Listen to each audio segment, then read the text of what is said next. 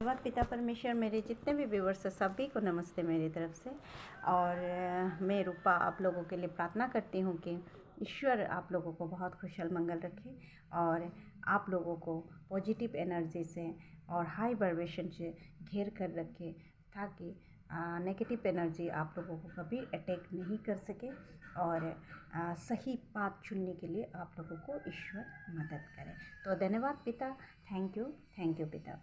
तो मैं आइसोलेशन के बारे में आज आप लोगों से बात करना चाहती हूँ। हम लोगों का मनुष्य का जीवन के सफ़र में किसी न किसी तरीक़ा से कभी हम लोग जीवन में आइसोलेट होना पड़ता है। डॉक्टर के प्रेस्क्राइब के कारण कोई आइसोलेशन में चले जाते हैं, और कोई क्या होता है बहुत ज़्यादा डिप्रेशन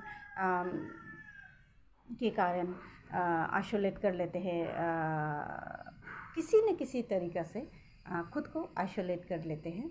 तो ऐसा आइसोलेशन में रहने से वो पेशेंट जो आइसोलेशन में है या खुद को कोई आइसोलेट कर लेते हैं, वो प्राणी बहुत डिप्रेशन में चले जाते हैं और सोचते हैं कि मैं ऐसे ही रहूँगा क्या, मैं पहले जैसे चलते फिरते थे, पहले जैसे दोस्तों से मिलना, जहाँ मन होता है जाता है, ऑफिस वगैरह, कॉलेज वगैरह, स्कूल वगैरह में जैसे जाते हैं, या कोई औरत आइसोलेशन में रहती है तो बच्चे का टेंशन रहता है जिसको डॉक्टर आइसोलेट रहने के लिए प्रेस्क्राइब करता है। तो उन लोग क्या होता है बहुत क्या करूँ, कुछ नहीं कर पाता है, मेरे बिना कैसे चल लेगा, उन लोग कैसे कर लेगा, ये सब टेंशन लेके, छोटा टेंशन लेके बहुत डिप्रेशन में चले जाते हैं। और जो खुद को आइसोलेट कर लेते हैं तो वो तो सोचता है मेरा जीवन खत्म, और ख़ुद को किसी से बात नहीं करना, कोई फ़ोन करते हैं तो भी, कोई बात करने के लिए कोशिश करते हैं तो भी फ्रेंड्स से, अपने फैमिली मेम्बर्स से और अपने जिससे भी बच्चों से, ऐसा करके खुद को दूर कर देते हैं। ऐसा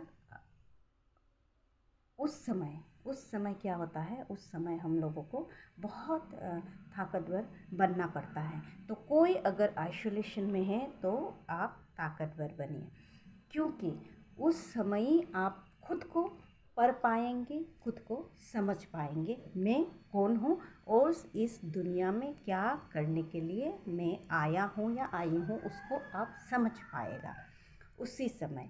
तो उसी समय आपको अपना ऊपर काम करना है। अपना ऊपर काम करने के लिए ईश्वर कुछ न कुछ तरीक़ा से आपको आइसोलेट करते हैं, उसको आपको समझना है, नंबर 1। उसके बाद कैसे मैं जानूँ मैं क्या हूँ, मैं कौन हूँ और मैं क्यों आया हूँ, मेरे आने का मकसद क्या है इस दुनिया में, उसको आपको जानने के लिए आपको कोशिश करना पड़ेगा, खुद करना पड़ेगा। कोई आके आपको नहीं बताएगा, कोई आपको सजेशन अगर देगा भी तो आपको करने को मन नहीं होगा। लेकिन खुद का अंदर से अगर ये बीज बोएगा कि मुझे ये आइसोलेशन में बेस्ट काम मुझे करना है, बेस्ट काम यही है कि मैं पहले जैसा था वैसे ही मैं फिर खुद को मैं दुनिया में प्रेजेंट करूँगी। पहले जैसे चलते थे मैं वैसे ही चलूँगी, लेकिन थोड़ा सा तरीका अलग होगा। उसको जानने के लिए ईश्वर से कनेक्ट करना पड़ेगा। ईश्वर से कनेक्ट करने के लिए आपको मेडिटेशन में बैठना पड़ेगा। आपको मेडिटेशन, जैसे उस आइसोलेशन के समय में एक कमरा का अंदर एक सोफ़ा होगा, शायद एक चेयर होगा और एक बिस्तरा होगा आपके लिए, तब भी उसी जगह पर बैठकर मेडिटेट करना है। आपको मन नहीं है आपको सोफ़ा या एक चेयर में बैठने के लिए, बिस्तरा में बैठने के लिए, तो मिट्टी में बैठिएगा, लेकिन मिट्टी में एक कपड़ा का टुकड़ा हमेशा बिछाइएगा, उसका ऊपर बैठिएगा। डायरेक्ट मिट्टी में बैठकर मेडिटेशन कभी मत कीजिए। तो उसमें मेडिटेट करने का कोशिश कीजिए। खुद को ध्यान क्या होता है, उस समय आपको इनर वर्क करने के लिए बहुत सुंदर मौका ईश्वर देता है। उसको आप, उस मौका को आप काम पे लगाइए, नुकसान मत कीजिए। उस समय को पॉजिटिव वे में आप ले जाइए। नेगेटिव वे क्या होता है? नेगेटिव वे होता है बिस्तरा पकड़ कर रोते रहना, मैं क्यों ऐसा हुआ, मेरा क्या हुआ, मैंने क्या पाप किया, क्यों ऐसा। ये सब क्वेश्चन नहीं करना है। सिर्फ ये क्वेश्चन करना है कि ईश्वर, इस आइसोलेशन से मैं कैसे खुद को निकाल सकता हूँ, और किस लिए मैं इधर आया हूँ। इधर आया हूँ तो कुछ तो है, ईश्वर ने मुझे जानकारी देना चाहता है, तो इसीलिए मैं इधर आया हूँ। और इधर से जब मैं निकलूँगा उस समय मैं बहुत बढ़िया काम करूँगा दुनिया के लिए। तो उसको सोचना बहुत ज़रूरी है। उसको सोचते हुए आप ईश्वर से प्रार्थना कीजिए। उसके लिए आपको दिया जलाना, धूप धुना जलाना, फूल अगरबत्ती, पानी देने के लिए आपको ज़रूरत नहीं है। आपको बैठकर सिर्फ ध्यान लगाना है, वो भी मन से। आपके मन के अंदर, आपके बॉडी के अंदर में आपका आत्मा है। आपका आत्मा में का साथ ईश्वर है। उस ईश्वर को जगाने का कोशिश कीजिए। उस ईश्वर को जगाकर आप ईश्वर से, यूनिवर्स से कांटेक्ट करने का कोशिश कीजिए। एक ही तरीका है ईश्वर से कांटेक्ट करने का, मेडिटेशन, ध्यान और अन्नवाशा। उसको कीजिए। आप जिस भी तरीका से आप करेगा, लेकिन ईश्वर के पास ही जाएगा। वो सेम चीज़ है। आप जाकर उससे बात करने का कोशिश कीजिए। आपको किसी को, आपका आसपास में किसी को दिखाई आपको नहीं देगा। आपको मैं पागल की तरह ऐसे ही मैं बात कर रहा हूँ, ऐसे कुछ सोचेगा। ऐसे ही मैं ध्यान लगा रहा हूँ, ऐसे कुछ सोचेगा। कुछ तो हो नहीं रहा है, कुछ असर तो हो ही नहीं रहा है, ऐसा कुछ आपको मन में आएगा। लेकिन ये नेगेटिव थिंकिंग कभी आने नहीं देना है, हमेशा पॉजिटिव। अब भी ईश्वर मुझसे बात करेगा, अब भी ईश्वर मुझसे कांटेक्ट करेगा। ट्राई करते रहिए, अगेन आप ट्राई करते रहिए। आपको 2-3 दिन के बाद जैसे भी हो, आपको ईश्वर खुद आपको कुछ ना कुछ तरीका से एक सिग्नल देगा, मैं तुम्हारे साथ हूँ, तो आगे बढ़। मैं तुम्हारे साथ हूँ, तो आगे बढ़। ये सिग्नल आपको मिलेगा। तो आगे कैसे बढ़ना है उसको भी ईश्वर से पूछना है। तो ईश्वर से पूछ के काम कीजिएगा। नेगेटिव एनर्जी उस समय बहुत बार आपको अटैक करेगा। आप ऐसे नॉर्मली बैठते समय भी आपको गलत जो थिंकिंग आएगा आपके बारे में, नेगेटिव जो थिंकिंग आएगा, वो नेगेटिव एनर्जी का पावर होता है, आपको अटैक करने का कोशिश करेगा। आप जब स्पिरिचुअलिटी में एंट्री करते हैं ना, उस समय क्या होता है, जब आपका स्पिरिचुअलिटी में एंट्री जब होता है, तब आपका क्या होता है, नेगेटिव एनर्जी बहुत आपको अटैक करने का कोशिश करता है। उस नेगेटिव एनर्जी को अटैक करने का चांस नहीं देना है, और उससे आपको नेगेटिव से उबर कर पॉजिटिव में खुद को लाने का कोशिश करना है। और खुद को पॉजिटिव में लाना बहुत ज़रूरी है। तो खुद को पॉजिटिव में लाइए, और उस पॉजिटिव में लाने के लिए आप ईश्वर से कनेक्ट करना पड़ेगा। और ईश्वर से कनेक्ट करते ही ईश्वर आपके साथ आएंगे, ऐसा बात नहीं है। लेकिन ईश्वर आपको दिखाते जाएगा, रास्ता दिखाते जाएगा। पूछ के आप करते जाइए। देखना, एक दिन ईश्वर आपके सामने बैठकर आपसे बात कर रहे होंगे, और आपको फील होगा। आप नॉर्मली कभी ऐसे लेटते समय ऐसे थोड़ा सा आँख बंद करने से भी ईश्वर आपके साथ बैठ रहे हैं, आपको फील होगा। आपको ऐसा फीलिंग होगा कि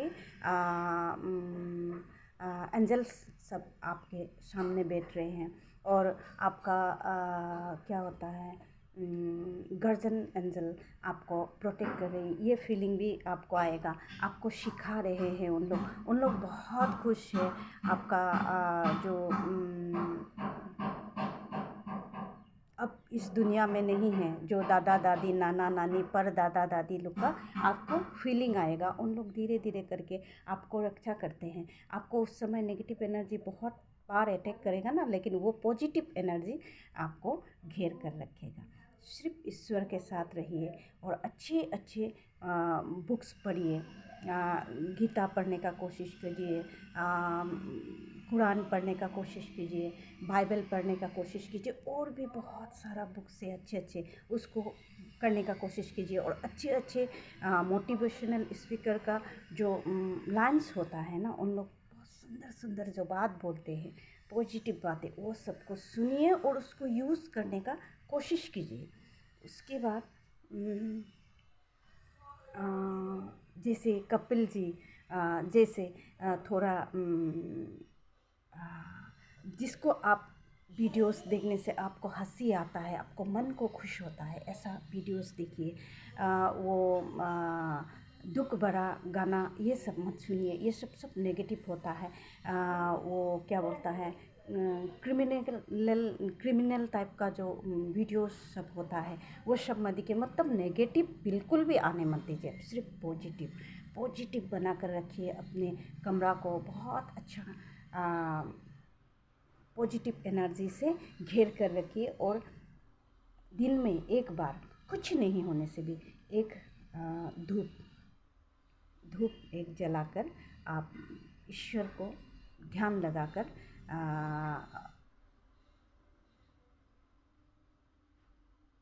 बैठिएगा। तो आपको क्या होता है, पॉजिटिव एनर्जी जल्दी से आपको अट्रैक्ट करेगा। तो ऐसे करके खुद को वहाँ से बचाना है। अगर अगर उससे भी आपको नहीं होता है तो कुछ आप लिखिए, अच्छे अच्छे पोएम्स, स्टोरी। और आप इस आइसोलेशन में रहते समय आपका कैसे फीलिंग हुआ है, कैसे करके आप नेगेटिव से आप पॉजिटिव के ऊपर चला गया है, किस तरह से आप पॉजिटिव को लाए हैं, ये सब आप लिखिएगा। लिख कर एक बुक्स बनाने का कोशिश कीजिए।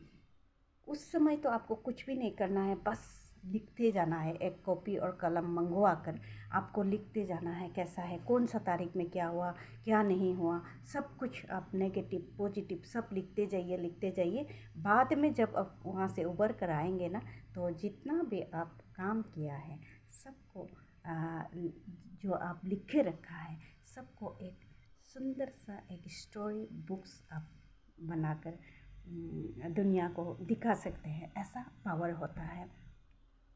ईश्वर आपको कुछ ना कुछ बताने के लिए आपको आइसोलेशन में देते हैं, आपको मारने के लिए नहीं देते हैं। लेकिन आप अगर रोते रहेगा, टेंशन में, डिप्रेशन में होके आप रोते रहेगा, तो आप क्या होगा, आप किसी करके खुद को नष्ट कर दिया, आपको समझ में नहीं आएगा। इसीलिए कुछ भी लाइफ में आता है तो नेगेटिव, हम लोग का जीवन में नेगेटिव और पॉजिटिव रहता है। पॉजिटिव होता है ईश्वर का शक्ति, नेगेटिव होता है बुरी आत्मा का शक्ति। तो आपको बुरी आत्मा का शक्ति को हराकर ईश्वर का शक्ति को जिताना है। इसीलिए आपको मेडिटेशन करना बहुत ज़रूरी है, और उसके साथ थोड़ा सा योगा एक्सरसाइज भी कीजिएगा। और बहुत खुश रहिए मेरे जितने भी व्यूअर्स हैं।